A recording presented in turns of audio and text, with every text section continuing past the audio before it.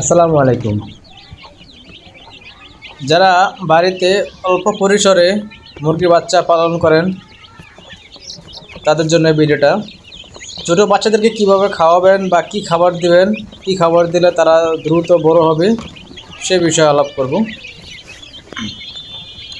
আর এখানে আবার কিছু দেশি মুরগির বাচ্চার সাথে কিছু ফার্মের ককের বাচ্চা তুলছি। এখানে 14 পিস ফার্মের ককের বাচ্চা আছে। আসলে এই বাচ্চাগুলো আমি বাজারে যাওয়ার সময় দেখলাম এক লোক মাথায় করে এই বাচ্চাগুলো নিয়ে আসছে 1 দিন বা 2 দিনের বয়সের। এগুলো মূলত যেসব হ্যাচারি থেকে বাছাইকৃত লাস খাস যেটা বলে, অথবা সর্বনিম্নের যে বাচ্চাগুলো ওইগুলো আর কি তারা হেঁটে হেঁটে বিক্রি করে কম দামে, এই 20 টাকা, 15 টাকা, 25 টাকা, যার কাছ থেকে যা নিতে পারে। তো আমি একজনের কাছ থেকে নিচে 25 টাকা করে, আবার অন্যজনের কাছ থেকে আরও 6 পিস নিয়েছিলাম 20 টাকা করে। তো দেখলাম যে আমার মুরগির বাচ্চা যেগুলো আছে, দেশি মুরগির বাচ্চা, সেগুলোর সাথে এগুলো মেসিং হয়ে যায়। তো এখানে দিয়ে দিছি, আলহামদুলিল্লাহ সমস্যা হয় না। এই ছোটো বাচ্চাদেরকে কিন্তু আপনার পানির পাত্রটা দিতে হবে এরকম অল্প গর্ত অথবা ছোট আকারের, নাহলে বড় গর্তে বা একটু বড় দিলে এই বাচ্চাগুলো অনেক সময় দৌড়াদৌড়ি করতে গিয়ে ওই গর্তের মধ্যে পড়ে গিয়ে আর উঠতে পারে না, অনেক সময় তারা সেখানেই মারা যায়। তো সেই জন্য ওই পানির পাত্রটাও খেয়াল রাখতে হবে এবং সব সময় পরিষ্কার পানি দিতে হবে, কারণ যেহেতু তারা ছোট, তাদের রোগ প্রতিরোধ ক্ষমতা অনেক কম, তাই যত্নটা সেভাবে নিতে হবে। নাহলে আপনার ছোটো ছোটো ভুলগুলোর কারণে আপনার অনেক বড় শখের ক্ষতি হয়ে যেতে পারে।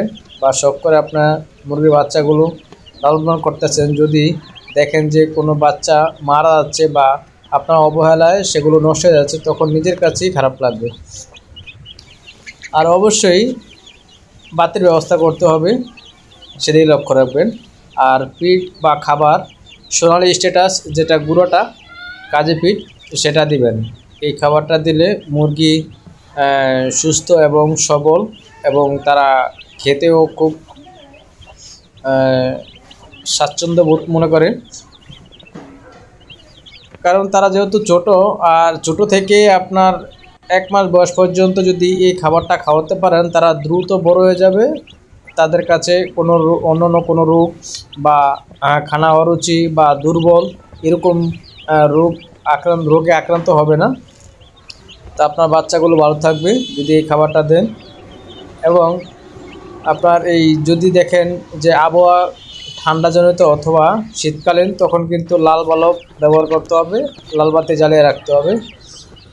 আমার এই পাশে দেখুন, আমার 6 পিস দেশি মুরগির বাচ্চা, অরিজিনাল দেশি মুরগির বাচ্চা। এখানে একটা গলাচিলা মুরগির বাচ্চা হয়েছে। গলাচিলা মুরগি আমার খুব শখ, কিন্তু এখানে মাত্র 1 পিস বাচ্চা ফুটেছে আর কি। এই বাচ্চাগুলো আমার আগের ভিডিওতে দেখেছেন আপনারা, যে ম্যানুয়াল ইনকিউবেটর বাচ্চা ফুটিয়েছি, সেখানে আমি 14 পিস বাচ্চা দিয়েছিলাম, সেখান থেকে 6 পিস বাচ্চা আমি পাইছিলাম। এগুলো যেহেতু আমার প্রায় 20 দিন প্লাস হয়ে গেছে, তো এগুলোরে আপনি গুঁড়ো ফিডটা দিই না, কারণ নষ্ট করে বেশি। গুঁড়ো ফিডটা পায়খানার মধ্যে লেগে যায়, আমি কোনো পাত্রে দিই না, যেহেতু নিচে দিই, তাই এই বড় ফিডটা ব্যবহার করি। এটা কাজী ব্রয়লার ফিড বলে।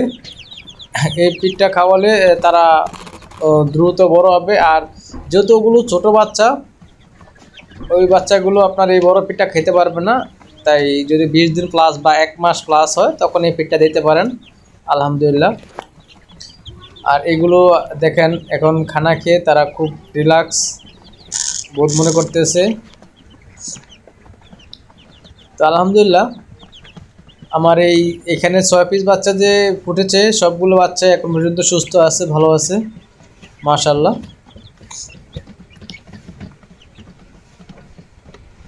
এখন তারা কাজী পিঠটা কি সুন্দর খায়। কাজী পিঠের যে গ্রানটা বা সুগ্রানটা, এবং খেতে যে সুস্বাদু, সেই পিঠটা খেতেই আপনার আরামদায়ক এবং স্বাচ্ছন্দ্যবোধ মনে করে মুরগি বাচ্চাগুলো।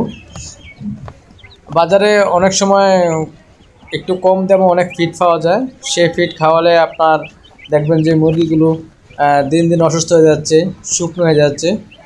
ওই ফিডগুলোতে ঠিক আছে আপনার দাম কম মনে করে আপনার যদি নিয়ে আসেন, কিন্তু দেখবেন যে পরবর্তীতে আপনার শখের হাঁস মুরগিগুলোই দুর্বল হয়ে যাচ্ছে বা মারা যাচ্ছে, বা ওই পিঠগুলো খায় যেরকম আপনি মনে করবেন যে স্বাস্থ্য বা বড় হবে ওরকম হচ্ছে না, ছোটোই থেকে যাবে এবং স্বাস্থ্য অবনতি হয়ে যাবে।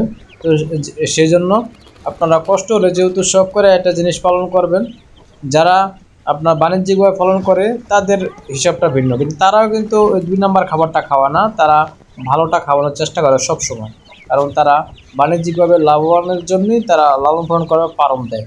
সেই জন্য তো যেহেতু আমরা অল্প পরিসরে পালন করি, তাহলে আপনারা বা আমরা কখনোই চাইবো না যে খারাপ খাবার খাওয়িয়ে আমার জিনিসগুলো বা আমার শখের জিনিসগুলো নষ্ট হোক।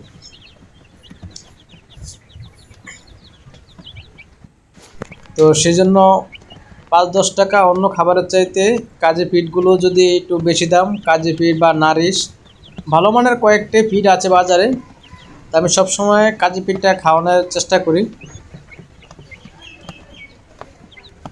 দেখুন আলহামদুলিল্লাহ আমার সবগুলো বাচ্চা সুস্থ আছে, খাবারও খাচ্ছে। এগুলো এগুলোতে এখন লাল বাতিটা ব্যবহার না করলেও চলে, তারপরেও আমি দিয়ে রাখছি, যদি প্রয়োজন হয় তাহলে লাল বাতি ব্যবহার করবো ইনশাআল্লাহ। তো যাই হোক, আলহামদুলিল্লাহ ভিউয়ার্স, আমার পুরো ভিডিওটা দেখার জন্য ধন্যবাদ। আর যারা আমার চ্যানেলটা এখনও সাবস্ক্রাইব করেন না, তারা অবশ্যই আমার চ্যানেলটি সাবস্ক্রাইব করে দেবেন এবং নতুন নতুন ভিডিও দেওয়ার সাথে সাথে আপনার কাছে পৌঁছানোর জন্য বেল আইকনে ক্লিক করে রাখবেন। আর যদি আমার ভিডিওটা ফেসবুক থেকে দেখেন, তাহলে অবশ্যই আমার পেজটি ফলো দিয়ে সাথেই থাকবেন।